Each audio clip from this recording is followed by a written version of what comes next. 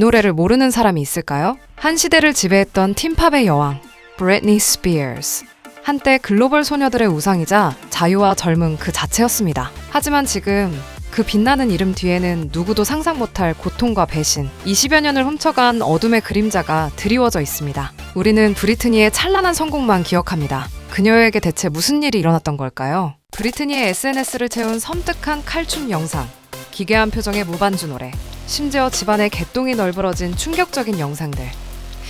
이게 과연 팝 역사상 가장 성공적이고 유명한 스타의 모습일까요? 겉으로만 보면 관종 스타의 기행 정도로 치부될 수 있습니다. 하지만 그 이면을 들여다보면 누군가가 의도적으로 그녀의 순수한 영혼을 파괴하고 나약하고 불안하게 만들어 끊임없는 가스라이팅으로 착취하고 있었습니다. 팝스타의 찬란한 인생을 짓밟고 약 20년 동안 영혼과 재산을 철저히 착취한 사랑이라는 이름으로 가면을 쓴 배신자, 돈과 유명세를 위해 기생하는 착취자, 아버지라는 이름으로 재산은 물론이고 사생활과 몸까지 통제한 지배자까지. 이 이야기는 브리트니 스피어스가 겪은 대환장 연애사, 배신으로 인한 정서적 고통, 돈 때문에 노예로 살아온 생활에 대한 치유의 여정입니다. 지금부터 브리트니의 드라마틱한 인생을 함께 알아보겠습니다. 끝까지 시청해주시고 이 파란만장한 스토리에 대해 여러분의 의견을 나눠주세요. 구독과 좋아요 부탁드립니다. 첫사랑이라는 이름의 배신자, 저스틴 팀벌레이크. 브리트니의 인생에 들이온 첫 번째 그림자는 10대의 풋풋한 시절부터 함께했던 첫사랑, 저스틴 팀벌레이크입니다. 두 사람은 1992년 디즈니 채널의 미키마우스 클럽에서 처음으로 만났습니다. 디즈니의 아역스타로 만나 아이돌 그룹 엔싱크의 멤버와 솔로 여가수로 최고의 전성기를 함께 누렸던 이 커플. 1999년 당시 이들은 공개 혼전 순결을 선언하며 브리트니가 순결 반지까지 끼고 다녔습니다. 이 순수한 이미지는 브리트니를 더욱 대중의 우상으로 만들었죠. 무대에서는 섹시한 이미지로 강렬한 퍼포먼스를 보였지만 인터뷰를 할 때는 순진한 미소와 수줍은 태도에 대중은 열광했습니다. 하지만 이들의 결별 직후 저스틴의 행보는 악랄했습니다. 솔로 앨범 타이틀곡 Cry Me a River 뮤직비디오는 금발의 여성이 바람을 피우는 내용을 담았고 저스틴은 이 노래가 실제 겪은 일이라고 직접 밝혔습니다. 그러자 대중은 브리트니를 순결한 척하는 바람녀로 낙인 찍었고 이미지는 걷잡을 수 없이 추락했습니다. 저스틴은 여기서 멈추지 않았습니다. 2008년 락앤롤 홀 오브 페임에서 마돈나를 헌정하며 한 연설입니다. The world has long been full of Madonna wannabes, and I might have even dated a couple. 겉으론 순결을 주장하지만 사생활은 달랐다는 식으로 브리트니를 간접적으로 조롱했습니다. 심지어 한 라디오 방송에서는 브리트니 스피어스와 잤냐는 질문에 당당하게 Yes, I did it 라고 말하며 브리트니가 그토록 지키려 했던 혼전 순결 이미지를 폭로하며 산산조각 냈습니다. 저스틴 팀버레이크는 브리트니 스피어스와의 연애사를 노이즈 마케팅 수단으로만 이용한 것이었습니다. 이 모든 비난에 브리트니가 침묵 끝에 내놓은 노래가 Everytime입니다. 가사는 날 용서해줘. 내가 무슨 짓을 한 걸까? 라며 마치 모든 잘못을 인정하고 용서를 비는 듯 했습니다. 대중과 팬들은 바람 피워놓고 전 남친에게 매달린다며 그녀를 더욱 외면했고 이 앨범은 흥행에 실패했죠. 그러나 훗날 브리트니가 자서전에서 밝힌 진실은 우리 모두를 경악하게 합니다. 브리트니는 10대의 저스틴의 아이를 임신했었고 그가 격렬히 반대하여 결국 낙태약을 먹어야 했다는 겁니다. 브리트니는 화장실 바닥에서 고통에 몸부림쳤고 그 옆에서 저스틴은 위로랍시고 기타를 쳤습니다. 이 잔혹한 순간이 그녀의 영혼에 새겨진 첫 번째 상처였습니다. 에브리타임은 저스틴을 향한 사과가 아니었습니다. 뮤직비디오의 아기와 욕조 속 피 흘리는 장면, 그리고 가사에 반복되는 베이비라는 호칭은 자신이 강제로 떠나보내야 했던 아기에 대한 추모곡이자 저스틴에 대한 폭로였던 것입니다. 브리트니는 저스틴 팀버레이크에게 가장 순수했던 시절의 행복과 아기를 잃은 고통을 동시에 겪으며 비극적인 길로 접어들었습니다. 정신적 충격이 너무 컸던 것일까요? 이 즈음부터 브리트니의 이해할 수 없는 기행이 시작되었습니다. 첫 기행의 시작은 술김에 소꿉친구와 결혼식을 한 것입니다. 브리트니가 22살 때 유치원 시절부터 알고 지냈던 제이슨 알렉산더와 술을 마신 상태에서 충동적으로 근처 교회를 가서 결혼식을 하고 혼인신고를 했습니다. 하지만 술에서 깬 브리트니는 정신을 차리고 바로 혼인 취소를 합니다. 그런데 진짜 문제는 이 사건이 있은 지 불과 8개월 만에 브리트니가 또 결혼을 한 것입니다. 돈과 양육권을 가로챈 기생충 케빈 페더라인. 첫사랑에게 받은 상처로 정서적으로 피폐해진 브리트니에게 접근한 두 번째 남자는 구남친 저스틴의 백댄서 출신 케빈 페더라인입니다. 이 남자의 행보는 처음부터 불안했습니다. 케빈은 브리트니와 만나기 전 배우이자 가수로 활동하던 샬 잭슨과 교제하며 약혼까지 했습니다. 당시 두 사람 사이에는 이미 딸코리가 있었고 샬 잭슨은 둘째 아이를 임신 중이었습니다. 브리트니는 이 사실을 나중에 알았지만 이미 감정적으로 깊이 빠져버려 결국 그의 모든 것을 받아들였습니다. 이들은 만난 지 3개월 만에 결혼식을 올렸습니다. 22살에 결혼을 한 브리트니 스피어스. 그러나 결혼 직후부터 연애를 할 때는 몰랐던 케빈의 본성이 드러납니다.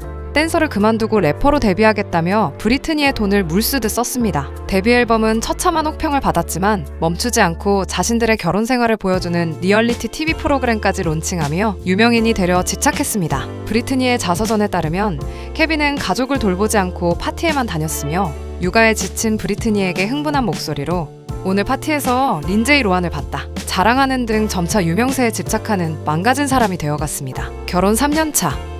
이들에게는 두 명의 아들 션 프레스턴 페더라인, 제이든 제임스 페더라인이 있었습니다. 그러나 아무리 사랑에 눈이 멀었어도 이건 아니라고 생각한 브리트니. 당시 둘째 제이든은 태어난 지 2달이 채 안 되었지만 결국 문자로 이혼을 통보하게 됩니다. 이 시기 극도의 스트레스에 시달리던 브리트니는 그 유명한 공개 삭발 사건을 일으킵니다. 머리카락은 브리트니의 상품성이자 자아였죠. 그걸 스스로 잘라낸 것은 더 이상 나를 통제하지 마라는 그녀의 처절한 외침이었습니다. 하지만 세상은 그녀를 조롱했고 한 코미디언은 시상식에서 그녀의 아이들까지 조롱하는 선 넘는 발언을 했습니다. 가장 뼈아픈 결과는 이혼 소송에서 나왔습니다. 법원은 브리트니의 삭발 소동을 꼬집어 아이들을 키우기에 정신이 불안정하다며 이혼의 귀책 사유가 남편에게 있었음에도 불구하고 아이들의 양육권을 케빈에게 넘겼습니다. 브리트니에게 아이들의 양육권 박탈은 상상도 못했던 충격이었습니다. 결국 그녀는 경찰과 대치 끝에 아이들을 강제로 빼앗겼고 완전히 멘탈이 붕괴되어 정신병원 강제 입원 조치를 받습니다. 케빈은 이혼 합의금으로 100만에서 130만 달러, 위자료는 월 2만 달러를 받았습니다. 또 두 아들의 양육비로 초기에는 월 2만 달러를 받았지만 2018년 브리트니의 수입 증가에 따라 케빈은 양육비 인상을 요구했고 법적 합의를 통해 기존 금액보다 증액된 금액을 받게 되었습니다. 두 아들이 성인이 되면서 브리트니의 양육비 지급 의무는 2024년 11월에 공식적으로 종료되었습니다. 이 금액을 다 합하면 최소 800만 달러, 하나로 약 110억 원입니다. 케빈은 브리트니에게 금전적 손실뿐만 아니라 아이들과의 이별이라는 가장 혹독한 상처를 남기고 그녀를 후견인 제도라는 지옥으로 떨어뜨렸습니다. 아버지라는 이름의 최악의 착취자, 제이미 스피어스.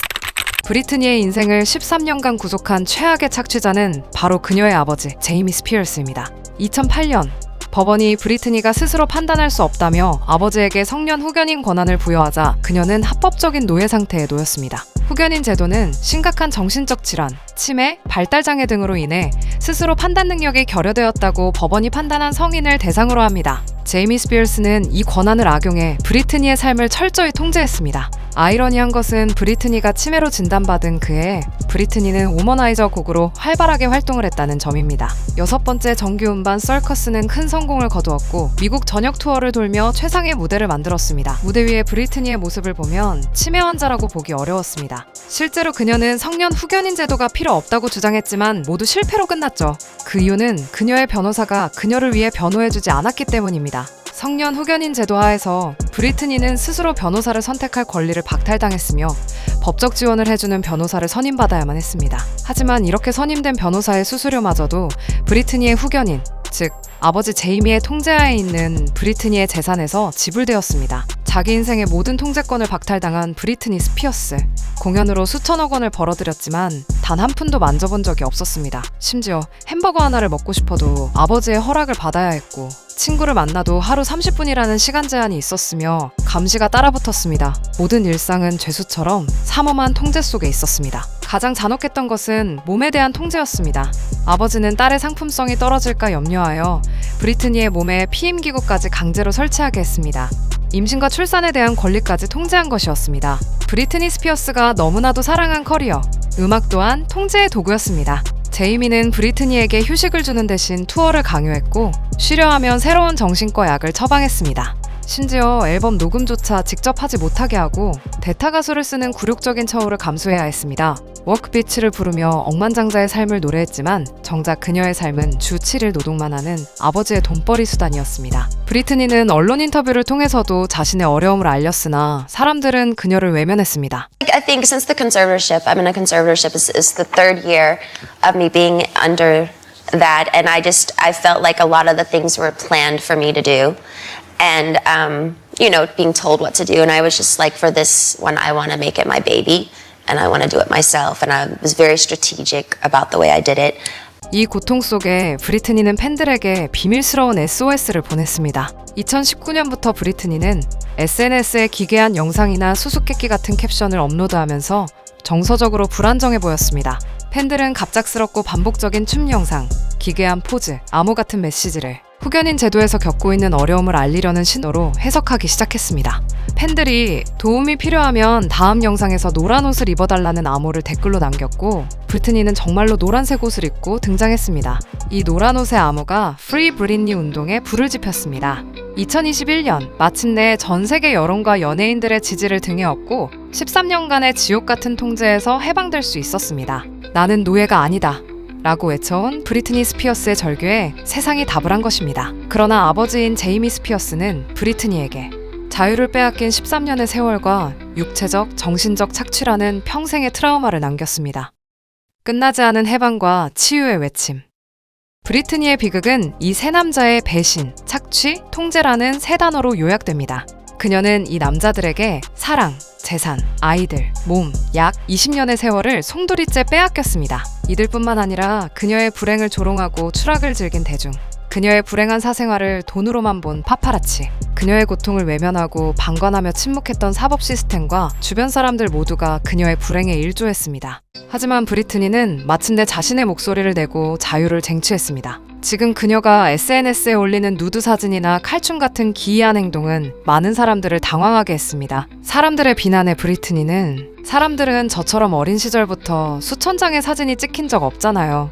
인기와 돈을 위해 때로는 원치 않는 노출을 해야 했고 그 과정에서 제 몸에 대한 통제권을 잃어버렸어요. 이제 내 몸은 내 것이며 내가 원하는 대로 섹시한 포즈를 취해 셀카를 찍는 과정 자체가 큰 행복이에요 라고 말했습니다. 이러한 사진을 찍고 SNS에 포스팅하는 것이 브리트니에게는 통제당했던 지난 세월에 대한 억압된 자아의 폭발적인 표출일 수 있습니다.